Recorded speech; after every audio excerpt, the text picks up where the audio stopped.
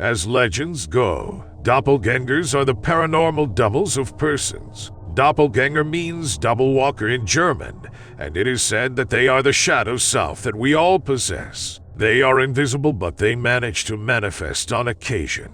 They can sometimes be seen out of the corner of one's eye or standing behind you in a mirror. They can be encountered on lonely roads also. They are traditionally considered bad omens and sometimes the harbingers of death. Throughout history, they have made unexplained appearances, and many historical figures reported eerie encounters involving their own ghostly doubles. One of them involves Johann Wolfgang von Goethe, the famous German writer and politician. One day he was traveling along an empty road when he saw a mysterious rider approaching him. Interestingly, Goethe said that he saw the rider with his mind's eye and felt a strange familiarity towards him. As the rider approached, Goethe realized that he was looking at himself. The rider had different clothes and continued his journey indifferently. While Goethe found this incident strange, he soon forgot about it. 8 years later, he was riding down the same road when he realized that his outfit was exactly the one he had seen on the mysterious rider. He then realized that he had seen his own spectral apparition.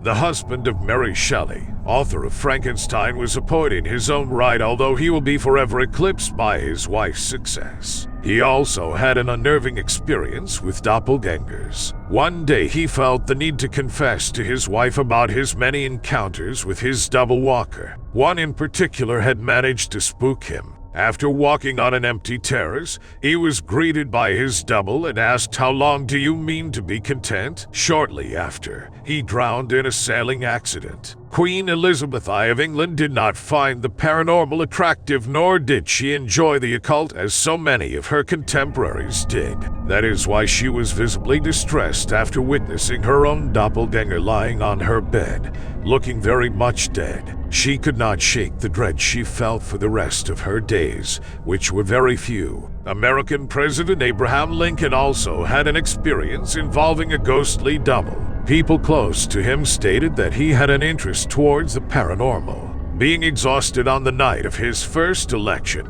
he decided to rest on a couch. He then noticed that a nearby mirror reflected two Lincolns, one of which had a ghostly, livid face. Understandably scared, he stood up and the apparition vanished, only to reappear when he seated himself. The simplest explanation would be that his exhaustion had played a trick on him, but we're talking about honest Abe here. Catherine the Great was an influential figure in 18th century Russia. During her reign, the Russian Empire passed through a golden age. We could assume she was not a small-minded woman. One night she was sleeping in her quarters when her worried servants told her that she had just silently seated herself in her throne. She went to see for herself and ordered her guards to shoot the mute figure. She too died shortly after this event. There are two doppelganger tales revolving around the life and death of French writer Guy de Maupassant. According to one of them, he had been visited on a regular basis by his doppelganger. The double even dictated him the short story called The Horla,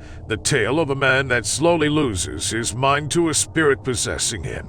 Guy's own mental health soon deteriorated. Talk about ghost writers. The other version doesn't mention the doppelganger dictating the work. It just appears one night and disappears after a visibly shaken guy screams for his servant. It makes a second comeback a few months later, looks at the writer with a sad expression and buries its face in its hands. Guy's nerves are shattered as he believed this encounter was a bad omen. A bad omen it was indeed, since he died in an insane asylum not 1 year later. But the most famous report involving doppelgangers revolves around the life of Emily Sadji, a teacher at the pensionat von Neuwalk, an exclusive girls' school in modern-day Latvia. The 32-year-old French woman had a perfectly clean record with the school, but she became the target of rumor and speculation. As the story goes, she had a double that made a habit of appearing and disappearing in full view of Sadji's students. On one occasion,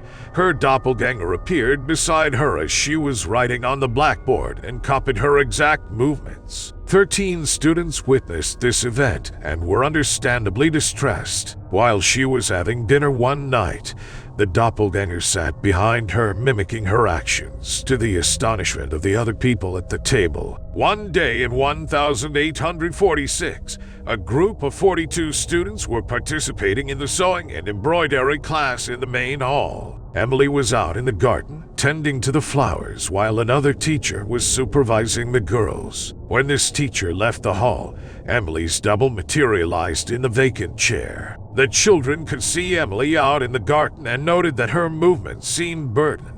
Her double stood motionless, and a few children even passed through it, noting that she had a texture that put up resistance. After that, it slowly vanished. Emily said that she had never seen her doppelganger, but whenever it happened, she felt weak and drained. When parents started pulling their children out of the school, the headmistress was forced to fire her, both Emily and her double.